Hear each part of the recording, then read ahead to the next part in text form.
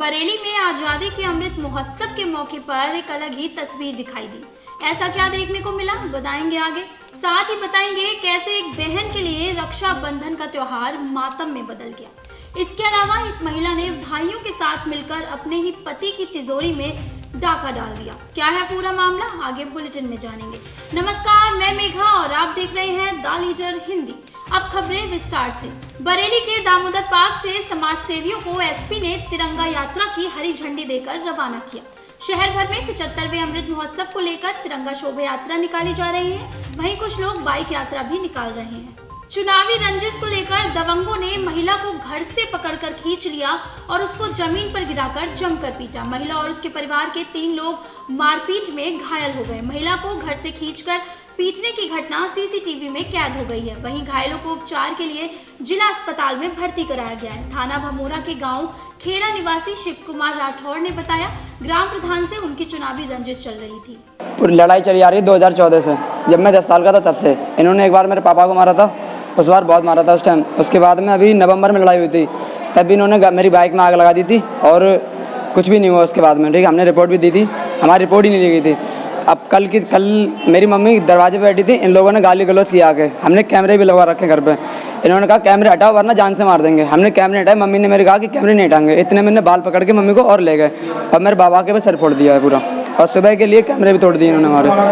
थाना किले के चंदन नगर क्षेत्र में दबंगों ने एक घर में घुसकर तोड़फोड़ की है, साथ ही फायरिंग कर क्षेत्र में दहशत फैला दी। घटना की सूचना पर हड़कंप मच गया। तुरंत ही थाना किला पुलिस मौके पर पहुंच गई, जब तक आरोपी फरार हो चुके थे। फिलहाल पुलिस आरोपियों की तलाश में जुटी है। शाही में बुधवार शाम पिता और भाई के साथ खेत पर घास काटने गई बच्ची से दरिंदगी की घटना सामने आई है। बहन के चीखने चिल्लाने पर भाई ने पिता को जानकारी दी। पिता जब तक वहां पहुंचे, आरोपी बेहोशी की हालत में लहूलुहान बच्ची को छोड़कर भाग गए थे। सूचना पर एसपी देहात समेत पुलिस की टीम ने मौके पर पहुंचकर छानबीन की। थाना शाही में दुष्कर्म का मुकदमा दर्ज कर लिया गया है। आरोपी की तलाश में पुलिस टीमें लगी हुई हैं। बताया जा रहा है कि बच्ची के पिता धान में पानी लगा रहे थे। वे 11 वर्ष के भाई के साथ पिता से 300 मीटर की दूरी पर नाले में घास काट रही थी। शाम करीब 5 बजे अज्ञात लड़का छात्रा के पास पहुंचा। उसने छात्रा को पकड़ लिया, उसके साथ जबरदस्ती की और दुष्कर्म किया। बच्ची चीखने चिल्लाने लगी। उसे बचाने के लिए भाई चीखता हुआ पिता के पास पहुंचा। पिता मौके पर भागकर पहुंचे, लेकिन आरोपी वहां से फरार हो गया था। बच्ची अचेत थी और उसकी हालत बिगड़ गई। पिता बच्ची को घर लाए और सूचना शाही पुलिस को दी। छात्रा गाँव के ही प्राइमरी स्कूल में पढ़ती है। उसका मेडिकल परीक्षण कराया जा रहा है। शाही थाने में मुकदमा दर्ज कर लिया गया है। आरोपी की गिरफ्तारी को लेकर पुलिस टीमें गठित की गई हैं। थाना क्षेत्र शाही के एक गांव में एक नाबालिग बच्ची के साथ दुष्कर्म की घटना हुई है। इसके संदर्भ में थाना शाही पर मुकदमा पंजीकृत किया गया है और इसके अनावरण के लिए टीमें बनाई गई हैं। पीड़िता का मेडिकल कराकर आवश्यक कार्रवाई संपादित कराई जाए। यूपी के बरेली से एक ऐसा मामला सामने आया है जिसने व्यक्ति के होश उड़ा दिए हैं। ये कारस्तानी किसी और की नहीं बल्कि युवक की पत्नी और उसके सालों की थी। पत्नी ने अपने ही सुहाग की तिजोरी पर डाका डाल दिया। महिला ने अपने भाइयों संग मिलकर पति का गोदाम खाली कर दिया। इस घटना ने पति ही नहीं बल्कि पुलिस के भी होश उड़ाकर रख दिए हैं।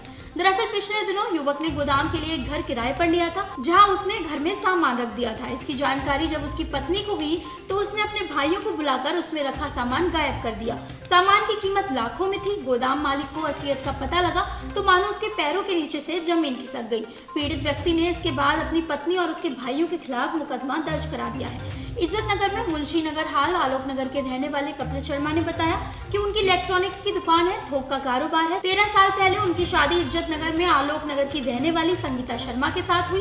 शादी के 3-4 साल बाद ही उनके घर में पत्नी विवाद करने लगी। उनकी पत्नी बुजुर्ग मां के साथ मारपीट करने लगी। इसका मुकदमा भी थाना सुभाष नगर में दर्ज कराया था। बरेली में रक्षाबंधन का त्योहार मातम में बदल गया। राखी बंधवाकर आए भाई की हत्या कर दी गई। सुभाष नगर के मोहल्ला अनुपम नगर की गली नंबर 10 में रहने वाले 22 वर्षीय विशाल की घर में घुसकर हत्या कर दी गई। 3 भाइयों में आरती इकलौती बहन है। मरने वाला भाई विशाल बड़ा था, दूसरे नंबर पर राम और तीसरे नंबर पर श्याम है।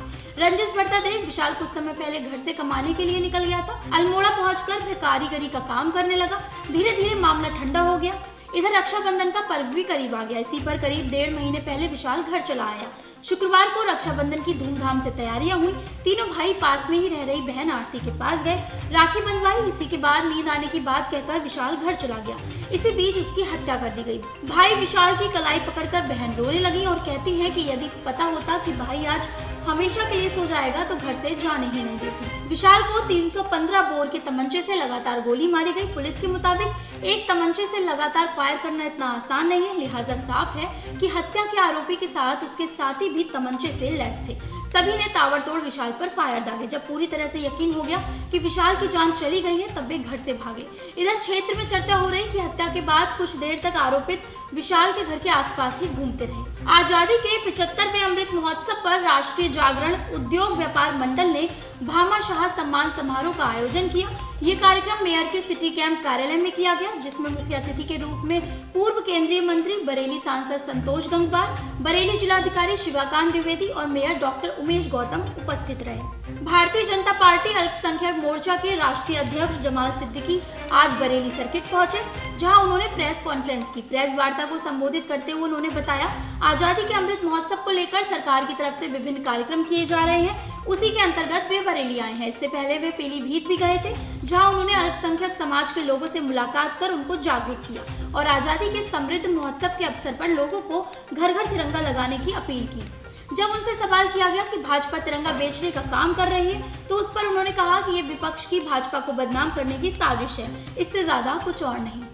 बरेली में आजादी के अमृत महोत्सव के अवसर पर एक अलग ही दृश्य दिखाई दिया।